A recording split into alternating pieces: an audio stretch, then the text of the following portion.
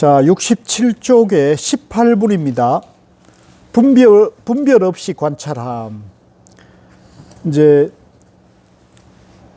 내가 이제 밖을 내다볼 때마다 분별이 없어야 됩니다. 분별이. 양변을 떠나는 것이죠. 수보리여 그대 생각은 어떠한가? 열애에게 육안이 있는가? 이제 육안, 육신의 눈이 있느냐는 얘기죠. 그렇습니다. 세준이시여, 열애에게는 육안이 있습니다. 이제 여기서 육안은 이제 우리가 일반적으로 갖고 있는, 우리 중생들이 갖고 있는 눈을 말하는데요. 이제 우리의 눈은 어떤 벽을 마주하면 그 벽 뒤를 볼 수가 없잖아요. 그죠? 또 시야가 흐려지면 멀리 있는 걸 볼 수 없죠. 그런 육안을 말합니다. 수보리여 그대 생각은 어떤가? 열애에게 천안이 있는가? 열애에게, 그렇습니다. 세준이시여, 열애에게는 천안이 있습니다. 천안은 이제 하늘의 눈이라는 말인데요.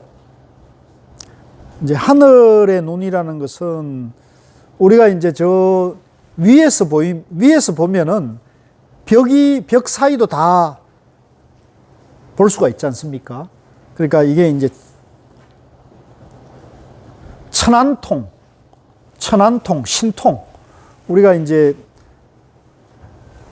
사람은 누구든지 자기 안에 있는 삼매의 힘을, 능력을 개발하게 되면 이 천안통을 갖출 수 있다 그래요.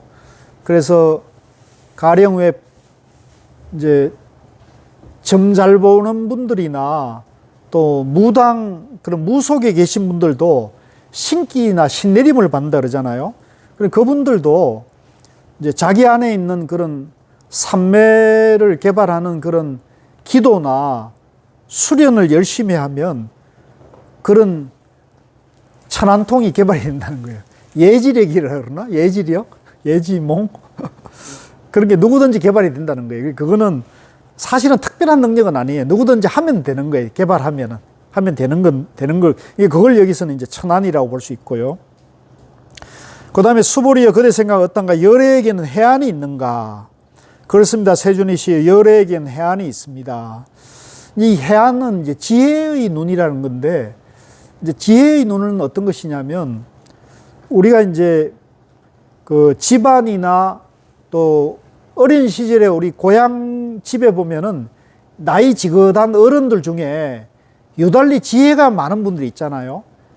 그래서 마을 사람들이 대개 어떤 문제에 부딪히거나 가정에 어떤 대소사에 걸림이 있으면 그런 어른인데 찾아가서 이렇게 지혜를 구하죠.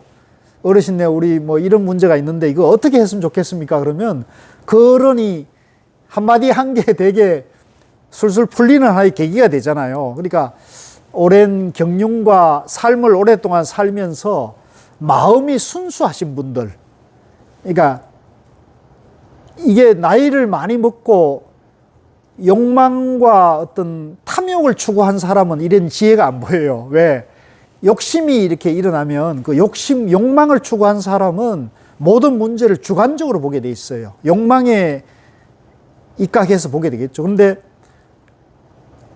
삶을 지긋하게 살았는데 그 삶을 살아온 분이 욕심이 없이 살아오신 분들은 세상을 보는 그런 이치를 어느 정도 저절로 터득하게 되거든요. 그럴 때 나오는 걸 우리가 지혜의 눈이라고 합니다. 지혜의 눈. 그래서 이 지혜는 욕망을 내려놓았을 때 보이는 거죠. 그 다음에 이제 수보리여 그대 생각 어떤가? 열애에게는 법안이 있는가? 그렇습니다. 세준이시, 열애에게는 법안이 있습니다. 이 법안은 이제 진리의 눈인데요. 이 진리의 눈이라는 것은 뭐냐면 우리가 부처님이 깨달은 진리가 중도고 영기고 무아잖아요. 그러면 중도, 영기, 무아로 보는 눈을 법안이라 할 수 있죠. 근데 이 법안이라는 것도 중도, 영기, 무아의 시각으로 보기 때문에 중도, 영기, 무아에 아직 걸려 있는 거예요. 중도, 영기, 무아라는 그 진리에 머물러 있는 눈이 되는 거죠. 그래서 그걸 우리가 법안이라 그럽니다. 그 다음에 마지막으로 69쪽에 수보리여 그대 생각은 어떠한가? 열애에게 불안이 있는가? 그렇습니다. 세준이 씨, 열애에게는 불안이 있습니다. 이 불안은 초조 불안이 아니고 부처님의 눈을 말하는데요. 이 부처님의 눈은 진리의 눈을 넘어서 진리마저도 집착을 떠난 눈을 말하는 거예요. 보통 우리가 이제 불교 공부하는 사람은 부처님의 눈으로, 부처님의 빌어서 기도로 우리가 이제 문제를 해결하고자 하는데, 이제 불교 공부가 좀 깊은 사람은 중도 연기 무화법, 또 이제 남방에서는 이제 사성제 팔정도 무화로, 무상으로 이제 문제를 보고자 하는데, 그렇게 되면 오히려 또 양변에 떨어진단 말이에요. 그것마저도 집착을 내려놓을 때 중도에서 자유자재한 게 되죠. 그걸 우리가 이제 부처님 눈이라 하는 겁니다. 그래서 이 부처님 눈은 앞에 네 가지, 유관, 천안, 이제 유관, 천안, 뭐죠 또? 유관, 천안, 해안, 법안, 이 네 가지를 버리는 게 아니고 이 네 가지를 다 포용하는, 그죠? 다 포용하는 눈이 불안이 되는 거죠. 그래서 이 부처님의 지혜는 이 네 가지를 차별한 지혜가 아닙니다. 네 가지를 다 포용하는 그런 지혜인 것이죠. 그래서 이 6가지, 5가지, 이걸 이제 불교에서 오안이라는데, 이것도 사실은 불교를 공부하는 사람들이 이 오한에 걸려가지고 굉장히 이게 헤매요. 이 오한이 도대체 뭐냐? 예? 5가지 눈이라 할 때 이게 뭐냐? 이렇게 굉장히 애로사항이 있는데, 제가 방금 말씀드린 이런 관점에서 보면 조금 더 이해가 도움이 될 거라고 보고요. 그래서 이 오한이 곧 불안이고, 불안이 곧 오한으로 나눠질 수가 있죠. 그런데 이제 우리가 불안이다, 오한이다 그래서 이게 양변에 떨어지면 안 돼요. 양변에 떨어지게 되면 또 변결에 떨어지는 거니까 여기서 자유자재한 눈을 불안이라 그런다. 부처의 눈이라 그런다. 부처님의 정견을 말하는 겁니다. 자, 69쪽에 왔어요. 수보리여 그대 생각은 어떠한가? 열애에게 아까 했죠. 그 밑에 5번째 줄.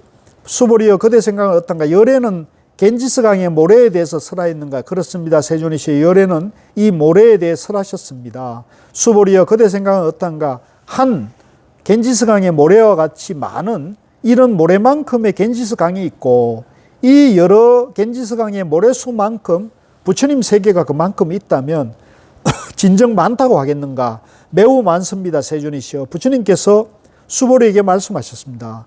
그 국토에 있는 중생의 여러 가지 마음을 열애는 다 안다. 왜냐하면 열애는 여러 가지 마음이 모두 다 마음이 아니라 설하셨으므로 마음이라 말하기 때문이다. 그것은 수보리여 과거의 마음도 얻을 수 없고 미래의 마음도 얻을 수 없고 현재의 마음도 얻을 수 없고 미래의 마음도 얻을 수 없는 까닭이다. 이것도 이제 밑줄 것이야죠.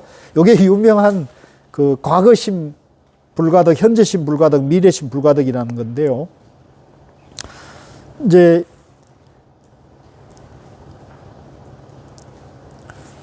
아까 말씀드린 대로 이 세상에 존재하는 일체 존재가 다 중도 연기 무아로 존재하기 때문에 그 중도 연기 무아로 존재하는 일체 존재를 다 열애라고 그랬단 말이에요. 그러니까 열애 내지는 중생들이 다 중도 연기 무아로 존재하기 때문에 그 중생들의 마음이 다 하나의 한 마음입니다. 왜? 연기 중도 무아이기 때문에 한 마음인 거죠.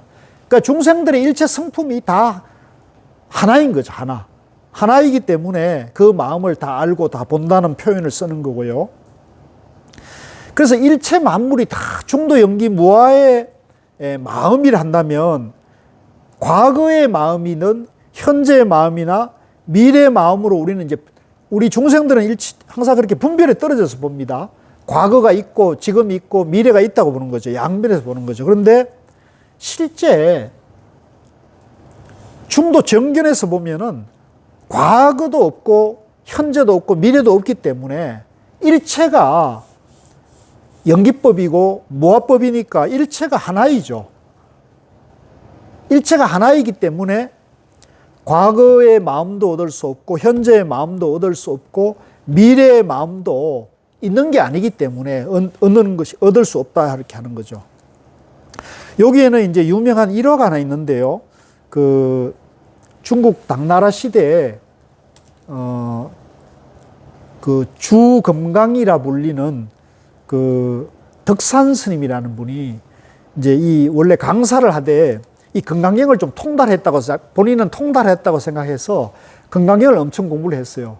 그래서 금강경에 관련된 모든 주석서를 싹 자기 괴짝에 두고 자기가 이제 공부를 하려고 만행을 다니는데, 당시는 이제 금강경에 통달했다고 생각했는데 어느 마을에 갔는데, 용담이라는 마을에 갔는데 그 시장 바닥에서 이제 점심때가 돼가지고 배가 출출해서 떡 파는 노파인데 가서 떡을 하나 파세요, 주세요 그랬는데, 그 떡 파는 노파가 이제 퀴즈를 냈대요.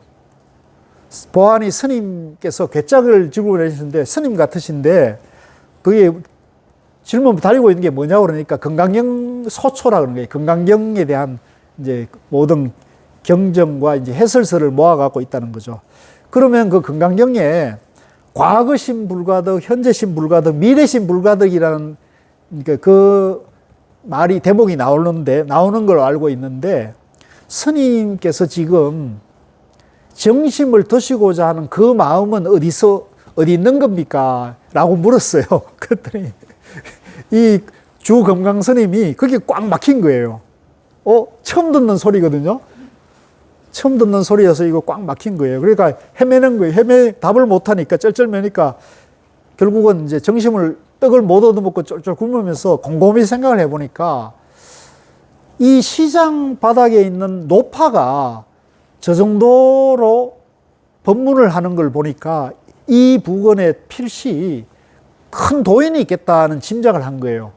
그래서 이제 다시 그 노파를 찾아가서 이 근처에 혹시 큰 스님이 계시냐고 이렇게 물었더니, 과연 그 용담에 가면은 이제 용담 스님이라고 하는 큰 스님이 있다고 이렇게 하는 거예요. 글로 찾아가 보시오 이렇게 한 거예요.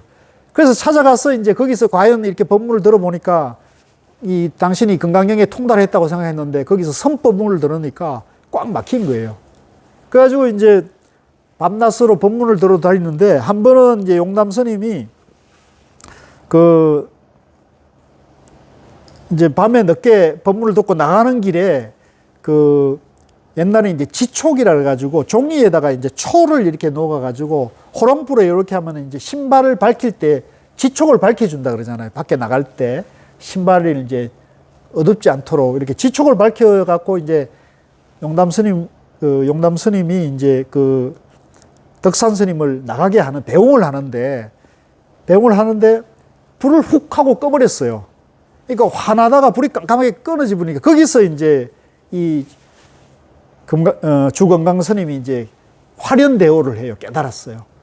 그래서 이제 마음을 밝혔다는 얘기가 일화가 있고, 그래서 큰 스님이 됐다는 일화가 있는데, 요 대목입니다. 우리 도반님들도 과거의 마음을 왜 얻을 수 없고, 현재의 마음도 왜 얻을 수 없고, 미래의 마음도 얻을 수 없다는 이걸 여러분들이 이해를 해야 중도에 대한 정견이 이제 서신 거거든요. 이거는 이제 우리 요 명상 지도사의 강사님들 제가 시험 문제로 내는 겁니다. 이거 왜 이렇습니까? 한번 설명해 보세요. 이럴 때 이걸 제대로 설명해 줘야 강사로서 이 강사 자격을 받는 겁니다. 누가 이거 설명해 줄 분 있어요? 과거의 마음도 얻을 수 없고, 현재의 마음도 얻을 수 없고, 미래의 마음도 얻을 수 없는 걸 설명 한번 해보시길래요? 지나간 거는 돌아오지 않고, 현재에 만족하고, 미래에 대해서는 아직 안 돌아와서 모르고요. 그래서 그냥 현재에 그냥 만족하려는 뜻. 예. 이제 이치는 그런데 거기서 뭐 만족, 불만족 또 양변이 되니까, 일체가 영기이기 때문에 과거도 영기고 무하고, 지금 현재도 영기고 무하고, 미래에도 영기고 무하잖아요. 그러니까 그 마음을 얻을 수 있다면 그거는 분별이고 집착이잖아요. 그러니까 과거도 미래도 현재도 일체를 영기무아 중도로 보면 머물고 집착할 것이 하나도 없어지죠. 그래서 우리가 이제 보통 살아가다 보면 내가 과거에 10년 전, 20년 전 그런 어떤 큰 일을 겪었던 트라우마 때문에 우리가 마음속에 엉어리져 사는 경우가 많잖아요. 그래서 이런 트라우마나 과거의 그런 일들도 사실은 다시 돌아가서 바로 잡을 수도 없고 그걸 다시 바로 어떻게 할 수가 없는 거기 때문에 지나간 거니까 흘러가게 내버려 둬야 되거든요. 흘러간 것이기 때문에 그냥 내버려 둬야 되는데 자꾸 우리는 생각이 이제 그게 집착하고 거기 머물러 있는 거죠. 그래서 되게 사람들의 속성이 그 연세가 많이 들수록 이제 보고도 없는 그런 경험들이 이제 단순화되고 이제 좁아지기 때문에 이제 아무래도 생각이 과거에 많이 이제 머물고 과거에 집착하는 경향이 많이 나타납니다. 그래서 이제 우리 연세 드신 분들이 자꾸 과거에 집착하거나 과거의 얘기를 많이 하면 할수록 이 뇌가 지금 시대를 사는 게 아니고 우리 뇌가 과거에 살고 있는 거예요. 그럴 수 있거든요. 그러니까 그렇게 되면 관념의 세계에 갇혀가지고 이 시대의 변화나 시대의 흐름을 읽을 수가 없어요. 그래서 저는 가능하면 연세가 많이 드셨더라도 과거 생각은 놔버리고 보고 듣고 공부하는 것을 많이 경험하라고 저는 권하거든요. 그래서 공부도 많이 다니시고 여행도 많이 다니시고 자제분들이 어디 가자 그럴 때 양보하지 말고 겸손 떨지 말고 부지런히 따라 나서서 맛있는 것도 많이 먹고 보는 것도 많이 보고 이렇게 하셔야 돼요. 그리고 나이 들었다고 위축되는 마음 갖지 말고 경전 공부나 어록 공부나 법문이나 수련회가 있으면 부지런히 가서 그걸 자꾸 체험을 하셔야 돼요. 그래서 지금 현재를 살아야지 자꾸 과거에 갇혀 있거나 과거에 머물고 있으면 우리 뇌가 더욱더 이렇게 좁아지면서 우리가 견해나 결정할 때 자꾸 그 낡은 그 시대에 맞지 않는 그런 선택을 할 가능성이 높아지거든요. 그래서 이제 그걸 떨치고 지금 오늘을 사셔야 돼요. 오늘을 사시려면 가능하면 이게 스마트폰도 자꾸 접촉하시고 카카오톡도 연결하시고 이렇게 해서 손주들하고 재밌는 사진이나 재밌는 짤도 주고받고 이렇게 해서 이걸 즐기셔야 되거든요. 근데 그렇지 않고 자꾸 위축되면 지금은 뭐 은행 요즘은 앉아 집에서 이렇게 송금하는 것도 손주들한테 용돈은 충분히 보낼 수 있잖아요. 근데 꼭 은행 가야 될 사람이 있거든요. 은행 안 가도 되고 또 뭡니까 햄버거 하나 먹으려 해도 요즘은 키오스크 그거 이게 다 기계로 하고 앞으로 시대가 계속 더 어려울 거예요. 그죠? 시대가 그리고 또 저번에 우리 보살님이 택시를 불러야 되는데 이 카카오톡 그걸 못 쓰면 그죠? 택시를 잡을 수가 없잖아요, 요즘은. 그러니까 이게 시대가 지금 엄청나게 변해가고 있는 거예요. 특히 요 근래에 와서 이 AI나 이 스마트폰이 나오면서 더 시대가 격변하고 있어요. 그래서 저는 저와 같이 공부하는 분들에게는 그 카카오톡 택시로도 부를 수 있어야 되고 스마트폰으로 은행 일 보는 것도 조금만 배우고 조금만 숙달하면 그렇게 어렵지 않아요. 한 번 하면 되거든요, 그거는. 그죠? 한 번 하면 되니까 거기에 머물지 말고 자꾸 공부하시고 자꾸 나아가셔야 된다는 말씀을 드리고 싶거든요. 그래서 이거 꼭 명심해. 이거 요 얘기입니다. 과거의 마음도 얻을 수 없고 현재의 마음도 얻을 수 없고 미래의 마음도 얻을 수 없다. 지금 여기에 깨어 있어야 됩니다. 수보리여 그대 생각은 어떠한가? 어떤 사람이 삼천대천세계에 칠보를 가득 채워 보시한다면 이 사람이 이러한 인연으로 많은 복덕을 얻겠는가? 그렇습니다. 세존이시여 그 사람이 이러한 인연으로 매우 많은 복덕을 얻을 것입니다. 수보리여 복덕이 실로 있는 것이라면 열에는 많은 복덕을 얻는다고 말하지 않았을 것이다. 복덕이 없기 때문에 열에는 많은 복덕을 얻는다고 말한 것이다. 이런 말도 사실은 참 어려운데요. 나라고 할 실체가 없기 때문에 복이라는 것도 실체가 없는 거예요. 그죠? 그러면 내가 하는 것이 아무 무의미합니까? 그건 아니죠. 내가 중도고 영기고 모아이기 때문에 남을 부지런히 도우게 되면 그 남에게 돕고 남을 잘되게 하는 그 마음이 곧 내 마음을 지혜롭게 하고 행복하게 만들기 때문에 부지런히 그걸 해야 한다는 거죠. 그 얘기를 지금 하고 있는데 그걸 우리가 복덕이라는 거예요. 그래서 이 복덕은 나 없는 복덕이 돼야 되는 거예요. 나 없는 복덕, 집착 없는 복덕. 예, 얻을 것이 없는 복덕. 그래서 그걸 무아의 복덕이라 합니다. 자, 73쪽에 20번째 모습과 특성의 초월. 수보리여 그대 생각은 어떤가? 신체적 특징을 원만하게 갖추었다고 열애라고 볼 수 있겠는가? 아닙니다. 세존이시여 신체적 특징을 원만하게 갖추었다고 열애라고 볼 수는 없습니다. 왜냐하면 열애께서는 원만한 신체를 갖춘다는 것은 원만한 신체를 갖춘 것이 아니라고 설하셨으므로 원만한 신체를 갖춘 것이라고 말씀하셨기 때문입니다. 수보리여 그대 생각은 어떠한가? 신체적 특징을 갖추었다고 열애라고 볼 수 있겠는가? 아닙니다. 세존이시여 신체적 특징을 갖추었다고 열애라고 볼 수 없습니다. 왜냐하면 열애께서는 신체적 특징을 갖춘다는 것이 신체적 특징을 갖춘 것이 아니라고 설하셨으므로 신체적 특징을 갖춘 것이라고 말씀하셨기 때문입니다. 자, 이건 뭐 특별한 거 없으니까 넘어가겠습니다. 자, 75쪽에 수보리여 그대 생각, 그대는 열애가 나란 설한 법이 있다는 생각을 한다고 말하지 말라. 이런 생각을 하지 말라.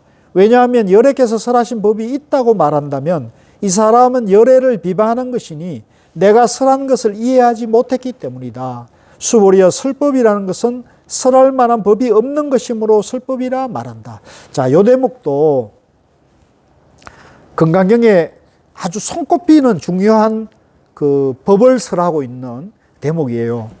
법이라는 것이 있습니까? 부처님 깨달은 법이 있습니까?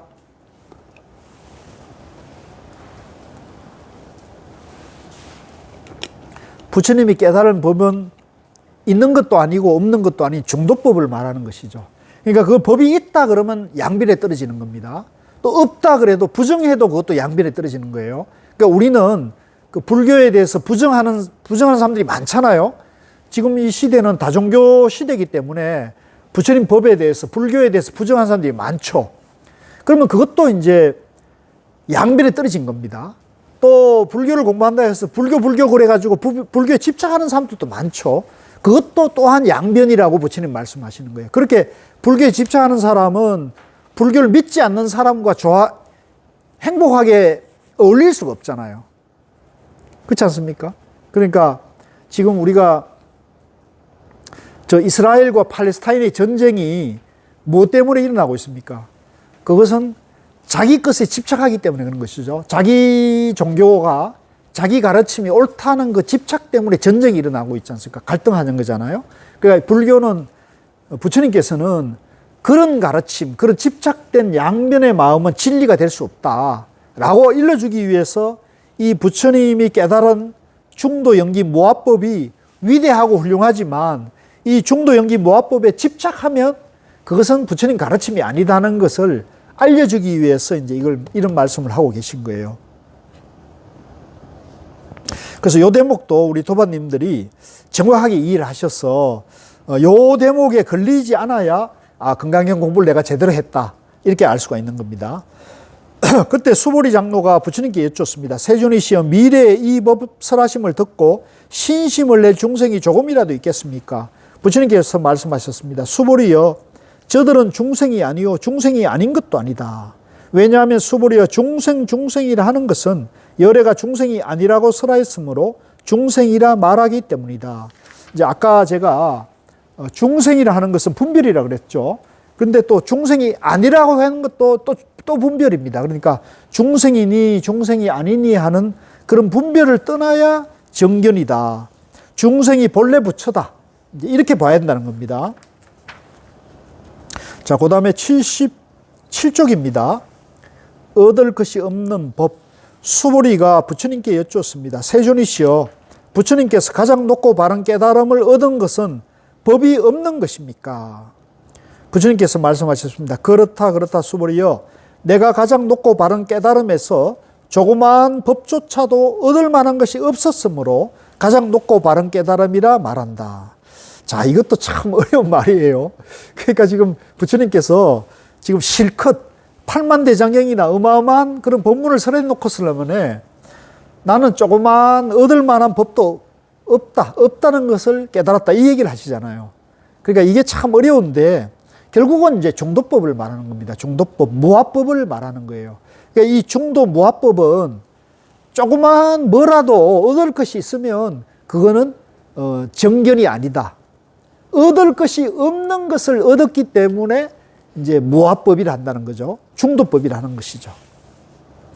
그걸 이제 바른 깨달음이다 라고 하는 거죠. 그래서 이제 제가 늘 말씀드리지만 이 인류 문명사에 부처님 같이 이렇게 위대한 진리를 깨치시고 일러준 분이 없다는 거죠. 가령 예수님 같은 경우는 뭐 제가 잘 모릅니다만은 하나님 이외에는 따르지 말라 그러는 거 아니에요? 그죠? 하나님 이외에는 전부 우상숭배라는 거고, 또 제가 알기에는 그 알라를 믿는 회교도들이 어디 가나 모든 그런 그 불상이나 절 종교 시설을 다 파괴한다 그러죠. 그래서 저 아프가니스탄의 바미안 석굴이라고 아주 아름답고 큰 석굴이 있는 그걸 대포를 쏘가지고 파괴하는 걸 막 인터넷에서 중계를 하고 그런 모습을, 그런 야만적인 걸 봤는데, 알고 보니까 그것도 똑같더만요. 알라만이 위대하고 절대자이기 때문에 알라 이외에는 어떤 것도 세우면 안 된다는 거예요. 그러니까 파괴하는 게 맞다는 거예요. 그건 자기네 가르침을 따르는 거죠. 근데 이제 부처님은 나를 따르라는 말이 한 번도 없어요. 예? 부처님은 자기가 깨달은 것 자체도 실체가 없다. 그죠? 그런 깨달을 만한 얻을 것이 없는 것을 깨닫는 것이다. 이렇게 얘기를 하잖아요. 그러니까 부처님은 이 부처님이 가르치야말로 이 인류 문명사에서 저는 가장 위대한 가르침이라는 거죠. 그죠? 그래서 이 불교가 그런 면에서는 굉장히 열려 있고 자유롭고 또 지혜로운 것이다. 이렇게 말씀드릴 수 있다는 거죠. 자, 그 다음에 23분에 가서 또한 수불이여 이 법은 평등하여 높고 낮은 것이 없으니 이것을 가장 높고 바른 깨달음이라 말한다. 아상, 인상, 중생상, 수자상이 없고 영혼도 없이 온갖 선법을 닦음으로써 가장 높고 바른 깨달음을 얻게 된다. 수불이여 선법이라는 것은 선법이 아니라고 열에는 설하였으므로 선법이라 말한다. 이제 제가 전에도 말씀드렸지만 저는 이 대성과 이제 선을 좋아하는 게 이제 제가 고우스님께 법문 들으러 가고 이제 이러면은 각하사 서함에 계실 때는 이제 혼자 계셨으니까 제가 이렇게 찾아가면 이제 당신께서 이렇게 공양상을 준비를 하시거든요. 공양상을 이렇게 당신이 이제 준비하고 반찬, 밑반찬은 이런 건 이제 각하사에서 가져오니까 그래서 뭐 밥하고 이렇게 해가지고 당신께서 상을 차리고 같이 밥을 먹고 설거지는 제가 하고 이랬거든요. 그러니까 그렇게 이제 저는 이렇게 큰 스님임에도 불구하고 하심하시고 한 번도 당신이 뭐 스님이라는 상을 내시거나 어떤 격을 만들거나 저를 하대하거나 이러지는 않았어요. 항상 이렇게 그럼 그게 무슨 존중한다는 의미가 아니라 그냥 편안하게 그냥 마치 손주 대하듯이 그죠? 편안한 그러니까 어떤 격도 느낌이 없었죠. 그런데 이제 그렇게 이제 공부를 해왔는데 저 남방에 가서 이제 공부를 좀 많이 하고 오신 스님을 만났는데 굉장히 이 격을 따지는 거예요. 그러니까 당신은 출가자고 나는 재가자는 그런 너무 이 격이 엄격하니까 이게 다가가기 어려운 거예요, 기본적으로. 내가 누구라고 말할 수는 없는데. 그러니까 제가 이제 저는 이제 어쨌든 고우스님이라는 우리 당대 이제 큰 스님 품 안에서 이제 공부하는 입장에서는 그런 편안함이나 자유로움이 너무 좋았는데 젊은 스님이고 나하고 동갑인 스님인데 그렇게 격을 따지니까 내가 너무 불편한 거예요. 내 자신이 일단 불편하더라고. 그래서 나는 이게 남방 공부는 나하고 안 맞다. 이런 생각을 이것도 이제 분별이죠. 물론 이것도 분별이죠. 근데 그게 그 스님만 그런 게 아니더라고 보니까. 남방에서 좀 영향을 받아오신 분들이 대부분 그렇게 밥도 같이 안 먹으려고 그런 거예요. 그런 선센터에 가보면 대개 출가자들과 재가자들이 밥 먹는 공간을 달리하고 못 보게 만들죠, 못 보게. 그죠? 그런 것들 우리가 많이 보죠. 그러니까 저는 그게 남방에서 배워왔으니까 남방에 가르치는 출가자에 대한 계율이나 이런 것에 대한 엄격함이나 그런 건 저는 배울 점은 있다고 봐요. 그것이 뭐 잘못된 건 저는 아니라고 보는데, 그러나 너무 이렇게 출가와 재가를 나누어 가지고 마치 어떤 그게 법의 세계인 것처럼 얘기하는 것은 저는 조금 모르겠어요. 제가 제 이제 주관일 수 있는데 약간 너무 분별하는 게 아니냐 이런 생각이 들어서 이 건강경의 이 가르침이 저는 맞다고 봅니다. 모든 일체의 분별을 떠나야 되고 이제 그것이 여여해야 그 진리의 세계 안에서는 좀 편안하고 자유로운 것이고, 물론 그 안에서도 출가자에 대한 예의와 그 법식은 다 갖춰야 되죠. 그래서 뭐 제가 근무함에 가더라도 서함에 가더라도 꼭 저는 고우스님 만나면 꼭 삼배를 드리고, 삼배하지 마라 그러거든요. 그래도 제가 그냥 제 마음에서 우러러나서 저는 삼배를 하고 또 가면 빈손으로 안 가고 그랬거든요. 그래서 그리고 또 돌아봤을 때 제가 돌아가시고 느꼈던 건데, 한 번도 이렇게 제가 느닷없이 가거나 불쑥불쑥 가는 경우도 있죠. 뭐 가다가 생각나면 차를 돌려가고 그러는데도 한 번도 거기에 대해서 싫어하거나 불편한 기색을 내가 눈치가 없어서 못 봤을 수도 있는데 그런 게 없었어요. 항상 이렇게 편안하게 환하게 맞아줬기 때문에 내가 지금 돌아보니까, 떠나시고 보니까, 야, 세상에 이런 분이 있었을까 하는 생각을 해보니까 그런 분이 기억이 없는 거예요. 그래서 저도 가급적 저하고 같이 공부하는 분들에게 그렇게 편안하게 대하려고 그러는데 이게 쉽지가 않더라고요. 차별하고 공부 잘하는 사람, 공부 못하는 사람을 분별하지 않고 다, 그죠? 다 따뜻하게, 다 편안하게, 다 밝게 대하려고 하는데 그게 또 이게 쉽지가 않아요. 자, 그 다음에 79쪽으로 왔어요. 수보리여 삼천 대천 세계에 있는 산들의 왕 수미산만큼의 칠보 무더기를 가지고 보시하는 사람이 있다고 하자, 또 이 반야바라밀경의 사국에만이라도 받고 지니고 읽고 외워 다른 사람을 위해 설해주는 사람이 있다고 하자, 그러면 앞에 복덕은 뒤에 복덕에 비해 백에 하나에도 미치지 못하고 천에 하나, 만에 하나, 억에 하나에도 미치지 못한다 하며, 더 나아가서 어떤 셈이나 비유로도 미치지 못한다. 그러니까 여기는 일체 분별을 떠나야 되는 거예요. 일체 분별이 남아있으면, 예를 들면 공부를 잘한다 못한다, 저 사람은 교회에 다닌다, 저 사람은 성당에 다닌다, 이런 분별이 있으면 벌써 그 사람은 불교를 말할 자격이 없는 거예요. 그래서 제가 요새 가끔 생각해 보면 우리 고향 한국사에는 그 천주교 다니는 사람들이 여럿 있고, 그 천주교 다니는 사람들이 요즘 공부를 잘해가 선방에 그 토요 참선반에도 나오거든요. 그리고 심지어는 그 절에서 그걸 아는지 모르겠는데 거기 토요 참선반 회장님이 천주교 신자 출신이에요. 그렇죠? 그러니까 그거는 나는 우리 공부에 열려있는 그거라고 장점이라고 생각을 하거든요. 그러니까 종교가 달라도, 아, 내가 절에 와가지고 참선, 가나선을 배우고 중도를 공부해서 자기 향상을 해가고 자기 도움이 되니까 나오는 거잖아요.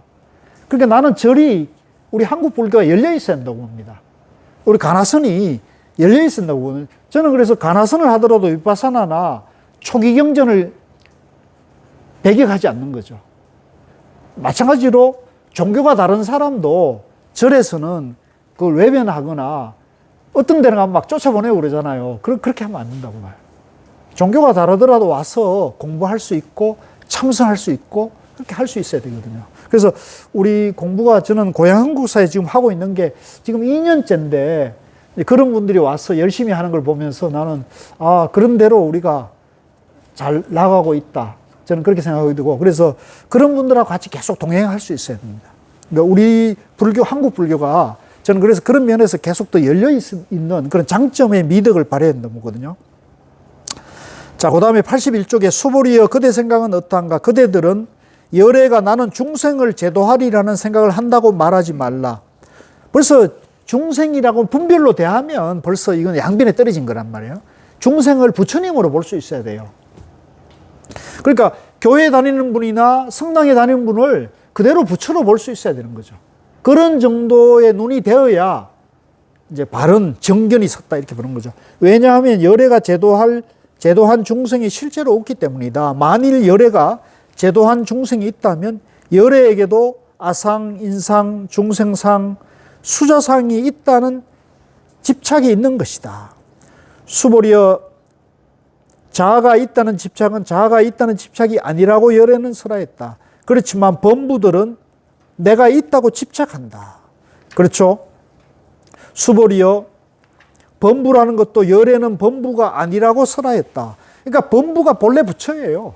본래 영기중도 무아로 존재하기 때문에 범부 중생이 이대로 완전한 거예요. 그러니까 그 범부 중생을 볼 때 범부 중생이란 분별에 빠지면 안 돼요. 자, 83쪽입니다. 수보리여 그대 생각은 어떠한가? 32가지, 이거는 뭐 넘어가겠습니다. 이거는 다 앞에 나왔던 거고 반복이 여러 번 된 거니까 이제 32 이상으로 열애라고 부처라고 보지 말라는 거고요. 85쪽에 보면 맨 위에 문단에 보면 형색으로 나를 보거나 음성으로 나를 찾으면 삿된 길을 걸을 뿐 열애라고 볼 수 없으리. 그러니까 요 대목도 이제 유명한 금강경 사국의 중에 하나죠. 이제 모양, 외형적 모양으로 열의 부처를 보거나 열의 음성으로 나를 찾거나 이렇게 하면은 그 사람은 사도, 양변에 떨어졌다는 거죠.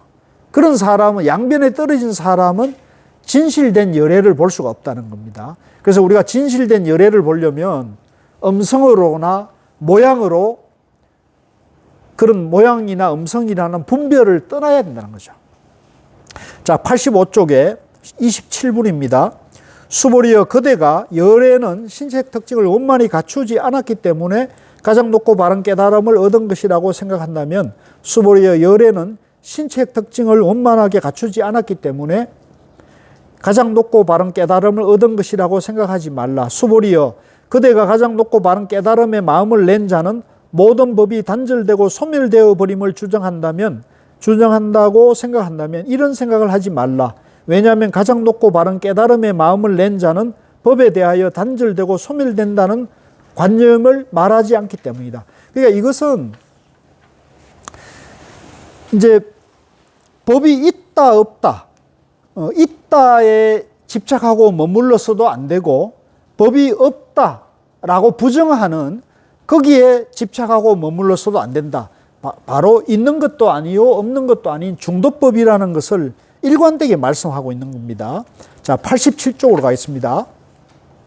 수보리여 보살이 겐지스강의 모래수만큼 세계에 7보를 가득 채워 보시한다고 하자. 또 어떤 사람이 모든 법이 무아임을 알아 인욕을 성취한다고 하자. 그러면 이 보살의 공덕은 앞에 보살이 얻은 공덕보다 더 뛰어나다. 수보리여 모든 보살들은 복덕을 누리지 않기 때문이다.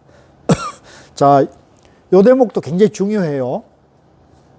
이제 이 금강경을 보면 일반적으로는 우리가 공덕 짓는 법을 알려주는 법문이다 이렇게 많이 얘기하거든요. 그래서 우리가 공덕을 지으려면 금강경 공부를 열심히 하고 금강경의 가르침대로 사는 것이다 이렇게 얘기를 하는데 그 공덕을 지을 때 그 공덕이 내가 있다는 양변에서 유아의 입장에서 공덕은 아무리 지은들 그거는 진정한 공덕이 될 수 없어요.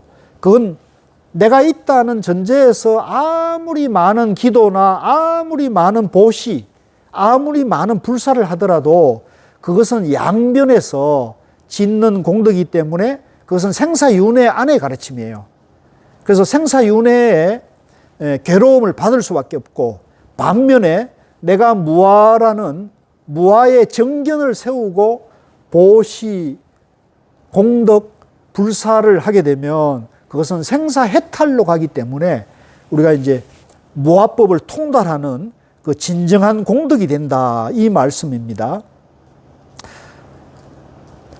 그러면 이 보살의 공덕은 앞에 보살이 얻은 공덕보다 더 뛰어나다. 수보리여 모든 보살들은 복덕을 누리지 않기 때문이다. 이제 무하기 때문에 이 복덕을 누릴 게 없는 거죠. 수보리가 부처님께 여쭙습니다. 세존이시여 어찌하여 보살이 복덕을 누리지 않습니까? 수보리여 보살은 지은 복덕에 탐욕을 내거나 집착하지 않아야 하기 때문에 복덕을 누리지 않는다고 설한 것이다. 그러니까 이걸 보면 우리가 복덕이 없다는 게 아니에요. 복덕에 집착하거나 복덕에 욕심을 내는 게 아닌 복덕을 짓는다는 거예요. 그러니까 무아의 입장에서 보시, 공덕 불사를 한다. 이렇게 보셔야 됩니다. 자, 89쪽. 수보리여 어떤 사람이 열에는 오기도 하고 가기도 하며 앉기도 하고 눕기도 한다고 말한다면 그 사람은 내가 설한 뜻을 이해하지 못한 것이다. 왜냐하면 열애란 오는 것도 없고 가는 것도 없으므로 열애라고 말하기 때문이다. 자, 이것도 굉장히 어려운 거예요. 자, 이걸 이제 부처님으로 본다 합시다. 우리는 보통 절에 가면 부처님이 이렇게 딱 법당 안에 계시고 또 우리가 이제 봉정암, 설악산 봉정암이나 또는 남해 보리암이나 이런 데 가면 거기 다 부처님이 계신 곳이라고 우리가 생각을 하잖아요.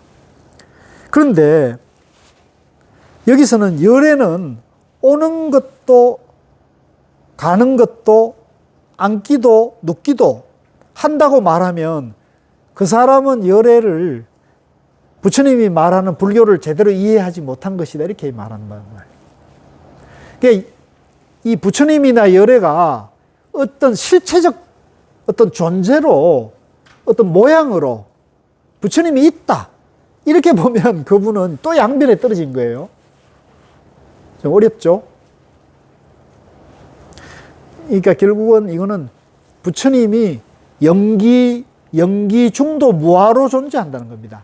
일체 만물이 다 열애 아닌 부처 아닌 것이 없기 때문에 부처님이 오고 간다 이렇게 하면은 어떤 분별에 빠진 거예요. 분별에. 어떤 상의 개념에 집착하게 되는 거니까 그 개념의 분별을 일으키는 있다 없다 양변에 떨어지면 그건 부처님 가르침이 아니라는 거죠. 그런 사람은 사도에 빠진 것이고 중도 정견이 서지 못한 것이다 이렇게 말하는 겁니다. 그래서 열애란 오는 것도 아니고 가는 것도 아니기 때문에 없는 것이기 때문에 열애라고 말한다. 좀 어렵지만 이것도 여러분들이 이해 체크를 해놓고 내가 지금 부처님 법에 대해서 바른 안목을 갖췄느냐 아니냐가 이게 하나의 부처님 말씀의 기준입니다. 그래서 이 건강경이 이런 면에서 철저하게 중도를 설하고 있는 법문이다 이렇게 말씀드립니다. 이 건강경에는 중도라는 말이 한마디도 안 나오지만 모든 법문이 다 중도 법문이라는 겁니다. 자, 89쪽에 수보리여 선남자 선여인이 삼천대천세계를 부수어 가는 티끌을 만든다면 그대 생각은 어떠한가? 이 티끌들이 진정 많겠는가? 매우 많습니다. 세존이시여. 왜냐하면 티끌들이 실제로 있는 것이라면 여래께서는 티끌들이라고 말씀하지 않으셨을 것이기 때문입니다. 그것은 여래께서 티끌들은 티끌들이 아니라고 설하셨으므로 티끌들이라고 말씀하신 까닭입니다. 세존이시여. 여래께서 말씀하신 삼천대천세계는 세계가 아니므로 세계라 말씀하십니다. 왜냐하면 세계가 실제로 있는 것이라면 한 덩어리로 뭉쳐진 것이겠지만 여래께서 한 덩어리로 뭉쳐진 것은 한 덩어리로 뭉쳐진 것이 아니라고 설하셨으므로 한 덩어리로 뭉쳐진 것이라고 말씀하셨기 때문입니다. 수보리여 한 덩어리로 뭉쳐진 것은 말할 수 없는 것인데 범부들이 그것을 탐내고 집착할 따름이다. 이제 이거는 아까 제가 일관되게 말씀드린 대로 이 우주 만물이 전부 영기 중도 무아의 세계이기 때문에 이 세계는 크다 작다 이 세계가 있다 없다 이러면 전부 양변에 떨어진 것이거든요. 그래서 이것을 하나라고도 말하지만 여럿이라고도 말할 수가 있는 거예요. 그래서 이것은 일체이면서 하나고 하나이면서 일체가 되는 일적다 다적일의 중도 영기의 진리를 드러내고 있다 이렇게 말씀하시면 됩니다. 자, 91쪽의 하단에 수보리여 어떤 사람이 열애가 아상, 인상, 중생상, 수자상을 설했다고 말한다면 수보리여 그대 생각은 어떠한가? 이 사람이 내가 설한 뜻을 알았다고 하겠는가? 아닙니다. 세존이여 그 사람은 열애께서 설한 뜻을 알지 못한 것입니다. 왜냐하면 세존께서는 아상, 인상, 중생상, 수자상이 있다면 그것은 있는 것이 아니라고 설하셨으므로 아상, 인상, 중생상, 수자상이라고 말씀하셨기 때문입니다. 수보리여, 가장 높고 바른 깨달음을 얻고자 하는 이는 일체법에 대하여 이와 같이 알고 이와 같이 보며 이와 같이 믿고 이해하여 법이라는 관념을 내지 않아야 한다. 수보리여, 법이라는 관념은 법이라는 관념이 아니라고 열에는 설하였으므로 법이라는 관념이라 말한다. 자, 요 밑에 요 7번째 줄은 여러분들이 밑줄을 좀 그으셔가지고요. 그러니까 아까 이제 우리가 금강경의 맨 앞에 나오는 사상을 말하잖아요. 이 사상이 있으면 보살이 아니고 사상이 있다고 보면 양면에 떨어지신 것이니 그건 부처님 가르침이 아니다 이런 얘기죠. 마찬가지로 여기서도 가장 높고 바른 깨달음, 무상정등각, 안역도라 삼약삼보리의 깨달음은 중도법이기 때문에 이 중도법을 바로 깨치게 되면 일체에 대해서 이와 같이 정견으로 바로 알고 바로 정견으로 보며 또 바로 믿고 이해해서 진리라는 생각을 내지 않아야 한다. 수보리여, 진리라는 관념은 법이라는 관념, 진리가 아니기 때문에 진리라 한다. 열에는 그렇게 설했으므로 진리라는 관념이라 말한다. 그러니까 이 부처님이 말하는 부처님의 진리, 부처님 법은 부처님 법이라 할 것이 없는 것이 뭐로 부처님 법이라 한다.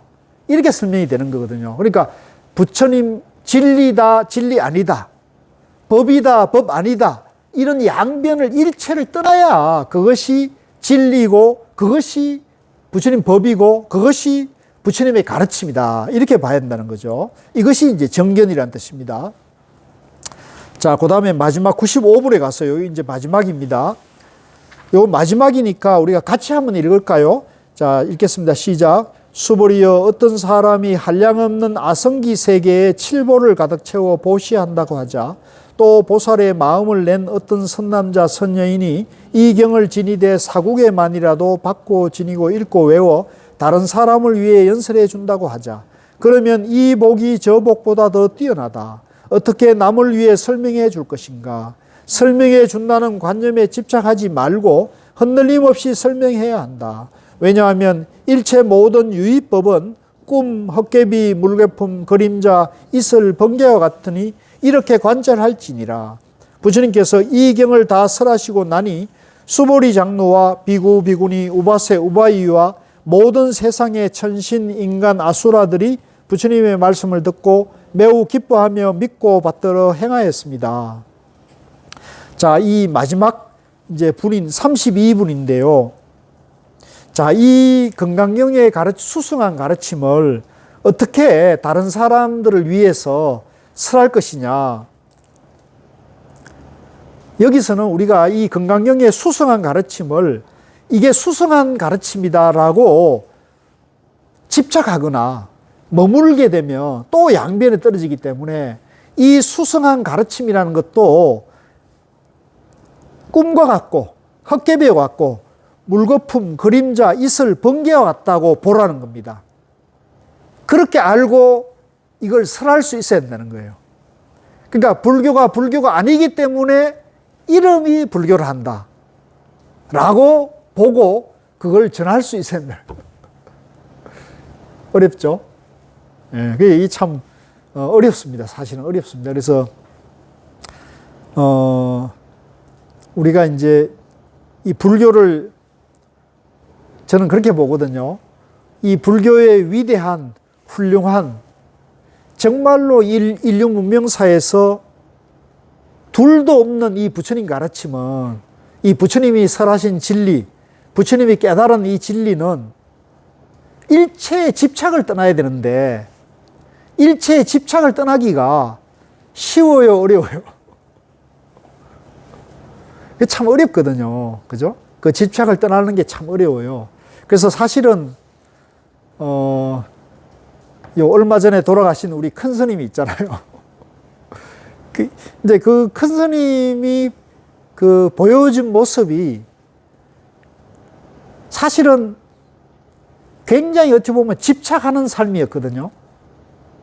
누구보다도 누구 못지않게 집착하는 삶이었어요. 그래서 모든 걸 움켜쥐었어요. 모든 걸 움켜쥐었거든요. 그래서 이제 더 이상 움켜질 게 없었을 수도 있죠. 그런데 그 모든 걸 움켜쥐었는데 어느 순간에 보니까 그 모든 걸 움켜쥐는 것이 어느 순간에 보니까 허망하다는 걸 느꼈을 수 있어요. 아, 이게 꿈 같고 헛개비 같고 물거품이었구나. 이게 그림자였구나. 이걸 처절하게 느꼈을 수 있어요. 처절하게 느꼈을 수 있거든요. 그래서 이제 이렇게 어떻게 보면 극단적인 선택을 하신 것일 수도 있거든요. 그런데 우리가 여기서 이제 잘 봐야 되는데, 자, 일체유의법, 일체를 다 물거품이고 헛개비고 꿈이고 아침 이슬이고 번개와 같이 보되 거기에 머물고 집착하면 또 어떻게 돼요? 그것 또한 양변이 되거든요. 그것 또한 양변이 되는 거예요. 그래서 우리가 유의법도 떠나야 되지만 무의법에도 집착하거나 머물러 있으면 또 양변이 되는 거거든요. 그래서 우리가 유의법이니 무의법이니 하는 양변을 다 떠나면서도 양변을 바로 보는 거, 그걸 우리가 이제 중도라 그러거든요. 그래서 그걸 법화경에서는 그걸 쌍차 쌍조라 그러고요. 그걸 화엄경에서는 이제 적광이라 그래요. 우리 마음의 양변, 일체 집착을 다 고요히 하면은 거기서 지혜가 나오는 거거든요. 근데 그 고요하고 집착을 떠난 그 자리에 머물게 되면 허무주의에 떨어져서, 아, 일체가 아무것도 없는 거구나. 아무것도 없는 그 정멸의 세계에 집착해버리면 또 엉뚱한 사달이 나요. 이거는 내가 좀 말씀을 드려야 돼요. 예. 그 아무것도 없는 허망, 허무주의, 정멸에 집착하면 또 잘못된 우리가 양변에 또 떨어지는 문제가 생기게 됩니다. 그래서 그걸 따라가면 안 되는 거예요. 그래서 우리가 다시 말씀드리면 유의법에도 집착하지 말고 무의법에도 집착하지 않는 지혜가 나오는 것이 중도정견이고, 그걸 우리가 금강반야 바라밀이라 한다는 거죠. 다이아몬드 같은 지혜로 이 세상을 다 비춰야 한다는 거죠. 아시겠어요? 그래서 그 다이아몬드 같은 지혜도 실체가 있는 게 아니다. 일체를 다 비우고 다 내려놓으면 저절로 금강지혜가 나오기 때문이다. 그러면 그 금강반야 바라밀이 어디에 있느냐 할 때 우리 마음속에, 일체 중생의 마음속에 다 갖춰져 있는 거예요. 교회에 다니고 성당에 다닌다고 그 금강 다이아몬드 같은 지혜가 없느냐 그러면 그게 아니라는 거죠. 교회에 다니든 성당에 다니든 알라를 믿든 하나님을 믿든 부처님을 믿든 안 믿든 일체 존재 안에 다이아몬드 같은 중도 지혜가 다 갖춰져 있는 거니까 우리가 부지런히 이 부처님 가르침을 공부하고 또 이해하고 또 믿고 실천하게 되면 그런 다이아몬드 같은 지혜가 다 내 마음속에 있는 것이구나, 이걸 발견해서 영원히 자유롭고 영원히 행복해서 모든 생로병사의 괴로움을 훌쩍 뛰어넘는 지혜가 거기서 나온다는 것을 이 금강경에서 부처님 말씀을 하고 있다. 오늘은 여기까지 말씀드리고 마치겠습니다. 이 그동안 금강경 공부하느라고 수고 많으셨습니다. 수고하셨습니다. 혹시